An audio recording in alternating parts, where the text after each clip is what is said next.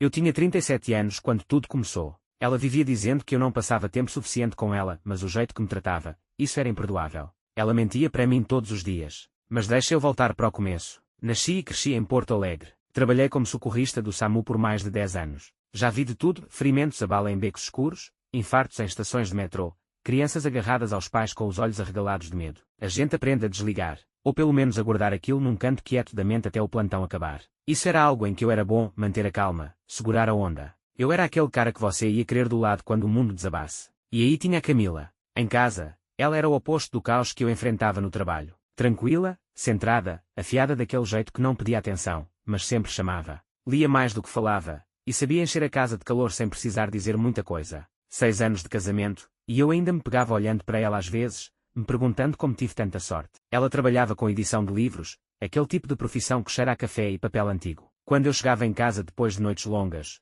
coberto de sangue e adrenalina, era nela que eu encontrava paz. A gente não era de cena pública, não tinha conto de fadas, mas éramos firmes. Ou pelo menos, eu achava que éramos. Engraçado como a vida não avisa antes de te arrancar tudo por dentro. Nosso dia a dia era silencioso, quase ritual. Camila sempre acordava antes de mim, mesmo nos dias em que eu trabalhava. Eu descia as escadas sentindo o cheiro daquele café forte que ela gostava de moer na hora. Ela dizia que lembrava os verões que passou em Petrópolis. Minha caneca já estava no balcão. Café preto, sem açúcar, do jeitinho que eu gosto. Era um detalhe pequeno, mas parecia amor. Como se ela ainda me escolhesse todo dia de manhã. Durante os meus plantões noturnos, ela mandava mensagem lá pelas 2, 3 da manhã. Coisinhas simples. Tomara que esteja tranquilo aí. Ou, se cuida, te amo. Eu lia essas mensagens no fundo da ambulância enquanto meu parceiro dirigia, e as palavras dela me ancoravam no meio do pior dia da vida de alguém. Eu me agarrava a esses momentos. Pareciam prova de que ainda estávamos em sintonia, mesmo quando a vida puxava a gente para lados diferentes. Mas o jantar foi sumindo. Camila começou a faltar, dizendo que tinha reuniões de última hora ou prazos apertados com clientes do Sul. Eu deixava para lá, colocava um prato na geladeira, e comia sozinho vendo TV, ainda de uniforme. Às vezes eu ouvia ela entrando horas depois, pé ante pé, tentando não me acordar. 1 ou 2 vezes, senti um cheiro novo no cachecol dela, perfume caro, fresco demais para ser do começo do dia. Eu inventava histórias para tornar aquilo suportável. Não queria enxergar o que já começava a sentir. Começou devagar. Um suspiro quando eu falava de mais um plantão. Um sorriso forçado quando eu deitava na cama de manhã e tentava abraçá-la. No início, achei que fosse só estresse meu, dela, nosso. Mas aí começaram os comentários. Você vive cansado, ela dizia, passando por mim na cozinha. Parece que eu moro sozinha a semana inteira. Eu tentava explicar, de novo, que ser socorrista não era só um trabalho. Era vida ou morte, todo santo dia. Que as pessoas não escolhiam quando iam ter um AVC ou uma overdose num beco qualquer. Mas Camila não queria mais escutar. Uma noite, eu cochilei enquanto ela falava. Não foi por querer. Tinha acabado de fazer um plantão duplo, 48 horas seguidas, com esfaqueamento, tentativa de suicídio, 3 paradas cardíacas. Meu corpo apagou. Acordei com a voz dela, fria e cortante. Pelo amor de Deus, Rafael. Eu ainda estava falando. Pisquei, meio grog. Desculpa, eu só... Não, ela cortou. Chega. Você sempre tem uma desculpa. Agia como se fosse o único cansado. Você não é um herói, sabia. Você é exaustivo. Aquilo doeu. Mas ela não tinha terminado. Às vezes eu me sinto mais sua enfermeira do que sua esposa, ela disse, virando as costas antes que eu pudesse responder. Fiquei ali, calado, com o coração acelerado. Eu não sabia como consertar o que eu nem conseguia nomear ainda. Mas alguma coisa entre nós tinha mudado, e eu começava a sentir a rachadura se abrindo. Era nosso 6º aniversário. Eu nem sabia se ela tinha lembrado, não falou nada de manhã, mas eu lembrava. E queria acreditar que ainda tínhamos algo pelo qual valia a pena tentar. Então, resolvi fazer um desvio no meu dia de folga. Passei naquela temaqueria que ela amava, a de uma portinha escondida na Moinhos de Vento, onde a gente ia antes da vida ficar barulhenta. Comprei até flores. Nada exagerado, só um buquê simples de tulipas amarelas, as preferidas dela. Imaginei que ela fosse sorrir, talvez rir do quão brega era. Imaginei ela surpresa, meio sem jeito, mas tocada. Eu precisava daquele momento, um só, em que a gente ainda parecesse nós. O escritório dela ficava num prédio moderno na região da Redenção, onde todo mundo parecia estar indo para uma reunião com o presidente. Falei com a recepcionista, troquei 2 palavras com o segurança. Subi o elevador com um nó no estômago que eu não sabia explicar. Quando cheguei no andar dela, a assistente, acho que o nome dela era Patrícia, levantou os olhos da mesa e congelou. Sorri, levantando a sacola e as flores. Vim fazer uma surpresa para a Camila. Ela está aí. Patrícia se ajeitou na cadeira. A HM, hoje ela está trabalhando de casa. As palavras não fizeram sentido na hora. De casa, repeti. Ela assentiu, desviando os olhos. Ela não avisou. Me desculpa. Talvez seja melhor você ligar para ela. Fiquei ali, com o sushi esfriando na sacola, as flores começando a murchar na mão. Não liguei. Só dei meia volta, Entrei de novo no elevador, e senti alguma coisa dentro de mim desmoronar em silêncio. Eu não queria me tornar aquele tipo de homem, o que desconfia de tudo, que investiga mensagens, que analisa cada pausa, cada mudança de tom. Mas depois daquele dia no escritório dela, alguma coisa quebrou dentro de mim. Era como se o alicerce da vida que eu construí com a Camila começasse a rachar, e eu simplesmente não consegui evitar cavar mais fundo. Comecei pelos registros de chamadas do celular. Disse para mim mesmo que era só para acalmar a ansiedade. Mas vi padrões. Números que eu não conhecia aparecendo de madrugada, às vezes por 20, 30 minutos. Sempre depois que eu saía para os plantões noturnos. Depois, olhei as faturas do cartão de crédito. Mais padrões. Cobranças em hotéis boutique espalhados por Porto Alegre, Moinhos de Vento, Bela Vista, até perto do Parque Farroupilha. Sempre reservas de poucas horas. Sempre tarde da noite. Não fazia sentido. Camila odiava o hotel, dizia que se sentia exposta, que não conseguia dormir sem o próprio travesseiro. Fiquei horas sentado à mesa da cozinha, os papéis espalhados na frente, o estômago todo revirado. E aí, numa noite, eu segui ela. Disse que tinha um jantar com cliente, um evento do mercado editorial com drinks e networking depois. Esperei ela sair, contei até 10 minutos, e fui atrás com as luzes do carro apagadas, bem devagar. Me senti mal fazendo aquilo, envergonhado. Mas quando ela entrou no estacionamento de um hotel boutique ali perto da Avenida Ipiranga e um homem desceu de um SUV importado, o tempo simplesmente parou. Eu vi ela beijar ele. Não foi um beijo de despedida. Não foi um selinho amigável. Ela beijou ele como se eu não existisse. Depois entraram juntos de mãos dadas, como se aquilo fosse a coisa mais natural do mundo. E eu fiquei ali, no escuro, vendo tudo que eu achava que a gente era escorrer pelos dedos. O nome dele era Rodrigo Menezes. Descobri 2 dias depois daquele hotel. Eu não conseguia dormir, não conseguia comer. Só ficava repetindo aquela cena na cabeça, ela entrando com ele no saguão, como se fosse o lugar dela, como se ela fosse dele. Pesquisei tudo. A placa do carro, registros do hotel, a agenda dela no trabalho. Fiz ligações das quais não me orgulho. Fui puxando cada fio que podia. E então tudo desmoronou. Rodrigo Menezes, 52 anos. Diretor executivo da editora onde ela trabalhava. Casado. 3 filhos. Morava numa casa enorme no bairro Três Figueiras e tinha uma chácara em Gramado. Aquele tipo de homem que anda pelo mundo como se as regras não valessem para ele. Eles estavam juntos fazia quase 2 anos. 2 anos. Enquanto eu segurava corações com as mãos em macas de ambulância, ela segurava a mão dele numa suíte com vista para a Serra Gaúcha. Aqueles retiros criativos que ela dizia que ajudavam a focar. Eram viagens sim, bancadas por ele. Passagens compradas no cartão corporativo. Contas de spa e jantares lançadas como despesas com cliente. Até uma selfie dos dois eu achei, postada no Instagram público de um evento em Campinas, ela sorrindo ao fundo, a mão no ombro dele como se pertencesse ali. Ela não me olhava mais daquele jeito. Toda vez que dizia, preciso de espaço para focar, ou essa viagem é importante para a minha carreira, eu acreditava. Porque eu confiava nela. Meu Deus, como eu fui ingênuo. A mulher para quem eu voltava para casa era uma estranha perfeitamente arrumada, sempre cansada, sempre distante.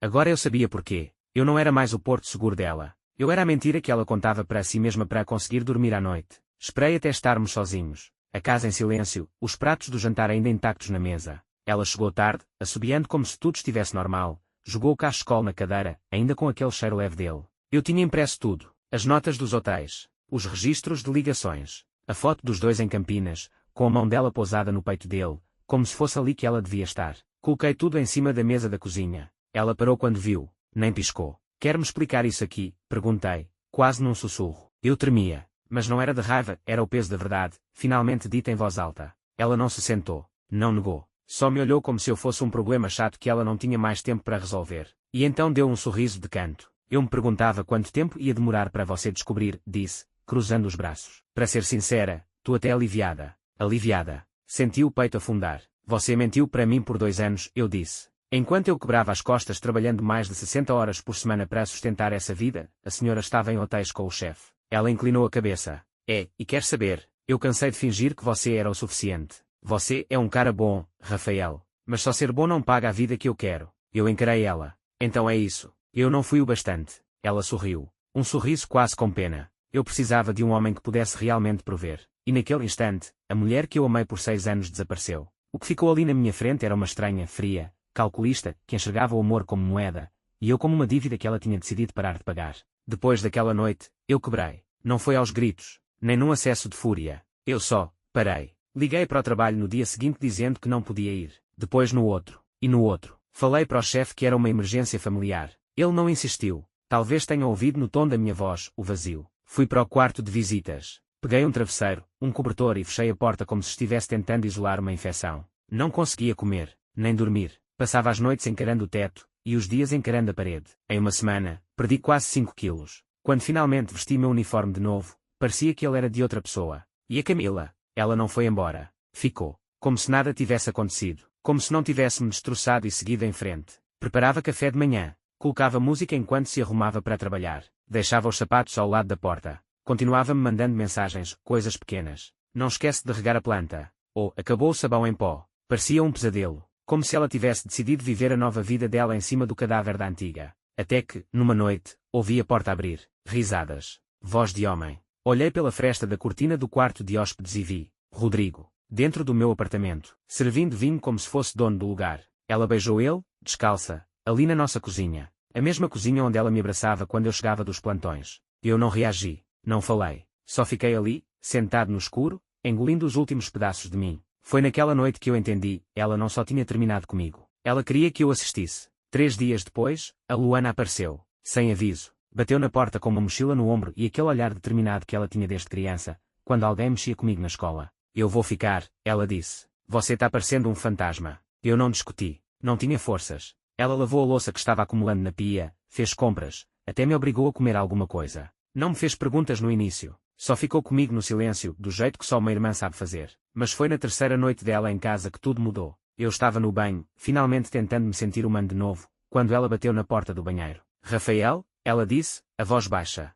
Você precisa ouvir isso. Ela segurava o celular. Era uma gravação. Era a Camila, rindo. Estava no telefone com alguém, provavelmente alguma amiga do trabalho. Luana estava sentada no sofá, de fones de ouvido, quando Camila entrou da varanda e atendeu a ligação no viva voz. Nem me sinto mal, disse Camila entre risadinhas. Ele é socorrista, né? Vive à base de trauma e café. Foi fácil. A amiga riu. Camila continuou, cheia de desprezo e certeza. Você só precisa saber a hora certa de usar o papel de esposa. Faz ele se sentir necessário, depois some quando enjoar. Ele está sempre exausto mesmo. Podia dizer que entrei para uma seita e ele nem ia perceber. Sentei na beirada da cama, a toalha nos ombros, o peito oco. Ela sabia, falei. Ela sabia exatamente o que estava fazendo. Luana não disse nada. Só ficou ali, segurando o celular, deixando a verdade escorrer segundo por segundo. Foi naquela noite que parei de chorar por ela. E comecei a chorar pelo homem que acreditou que ela um dia tinha amado ele. Existe um momento depois do luto em que algo muda, quando a dor não some, mas endurece. Foi isso que aconteceu depois que eu vi aquela gravação. Parei de ser o cara sentado no escuro, e comecei a virar outra coisa. Alguém que queria que a verdade importasse. Luana viu isso em mim. Nenhum de nós falou em vingança. Mas os dois sabiam o que precisava ser feito. Durante dias, a gente vasculhou tudo. E-mails antigos, mensagens, capturas de tela de agendas, extratos de cartão, reservas de hotel com o nome da Camila na lista. E as gravações, meu Deus, as gravações. Camila foi descuidada. Confiava demais. A gente organizou tudo numa pasta digital. Com nome, datas, horários. Tudo documentado. Não era só sobre trair. Era sobre mostrar o quanto aquilo foi calculado. A esposa do Rodrigo, Lígia, foi fácil de achar. Fazia trabalho voluntário, sempre aparecia na imprensa. Achei o e-mail dela num cadastro de doadores. Criei um e-mail falso, anexei o link da pasta, e mandei só 5 palavras. Você merece saber de tudo. Ficamos uma semana sem resposta. Até que aconteceu. Camila tinha uma festa da empresa, daquelas formais, Black Tea, para homenagear os chefes. Rodrigo ia receber um prémio. Eu não fui. Mas Luana e eu acompanhamos tudo pelas redes sociais, assistindo a live do Instagram da editora. No meio do discurso dele, a transmissão caiu. Depois vieram as notícias. Alguém, Lígia, tinha colocado as gravações para tocar no sistema de som, na frente da empresa inteira. As risadas da Camila. As palavras. O desprezo. Lígia ficou do lado das caixas de som, com o controle remoto na mão. Quando terminou, ela largou o microfone, literalmente, e saiu da festa em silêncio, deixando o salão num caos absoluto. Camila chegou em casa tarde naquela noite, pálida, abalada. Pela primeira vez, não tinha nada a dizer. E eu, nem levantei o olhar quando ela passou por mim no corredor. Não demorou muito para a bomba estourar do lado dela. 2 dias depois do evento da empresa, a Camila recebeu a ligação. Eu estava na cozinha passando o café quando ouvi a voz dela falhar no corredor. Você está brincando. Depois de tudo que eu fiz por essa empresa. Silêncio. Depois, mais alto, não, vocês não podem fazer isso. Não podem me tratar como. Ela nunca terminou a frase. Ficou ali parada, imóvel, o celular escorregando da mão e caindo macio no carpete. Demitiram ela. Oficialmente, por conduta imprópria, relacionamento inapropriado com um superior. Mas nós dois sabíamos a verdade. Exposição. Ela não era mais intocável. Rodrigo largou dela no dia seguinte. Claro que largou. É o que homens como ele fazem quando a mentira vira bagunça. Cortou ela como peso morto. Encontrei a Camila na varanda naquela noite, agarrada numa taça de vinho com as 2 mãos, como se aquilo fosse o que ainda segurava ela de pé. Quando finalmente falou, não foi calmo, foi fúria. A culpa é toda sua, ela sibilou. Você acha que é algum mártir nobre? Você destruiu a minha vida. Não respondi. Ela deu um passo à frente, os olhos arregalados. Você nunca conseguiu me fazer feliz, Rafael. Nem manter meu interesse. Agora nenhum homem vai querer uma mulher como eu depois de ter sido casada com você. Eu só olhei para ela, cansado, vazio. Você se destruiu sozinha, eu disse. Eu só parei de te proteger disso. Ela não gritou mais, nem respondeu. Só ficou ali, tremendo, finalmente enxergando os destroços do que causou. O silêncio que veio depois foi quase tranquilo. 3 dias depois, entrei com o pedido. Sem despedida longa, sem dúvida. Só uma ida simples ao fórum, uma caneta na mão, e um silêncio no peito que parecia mais alívio do que tristeza. Já era hora. Na semana seguinte, me mudei. Levei só o que era meu. Umas mochilas, meu toca-discos antigo, a foto dos meus pais que ficava perto da janela. A Luana me ajudou a achar um kitnet do outro lado da cidade. Nada de mais, pequeno, meio gelado, mal cabia uma cama e uma cadeira, mas era silencioso. E era meu. Na primeira noite sozinho, dormi 12 horas seguidas. Sem sirenes. Sem passos no corredor. Sem perfume que não fosse o meu. Comecei a terapia na semana seguinte. Acompanhamento pós-trauma, especificamente. Daquele tipo que a gente recomenda para famílias depois de acidentes, ou para profissionais de emergência depois que alguma coisa gruda na alma. Sentei na frente de uma psicóloga chamada Sonia, olhar tranquilo, bloco amarelo no colo. E, pela primeira vez em anos, falei de mim. Não só do que aconteceu, mas do que eu me tornei tentando manter a Camila feliz. O quanto eu pisava em ovos com os humores dela. Como parei de contar quando um plantão me destruía. Como voltava para casa depois de tentar reanimar adolescentes mortos em acidentes e ainda perguntava como foi o dia dela.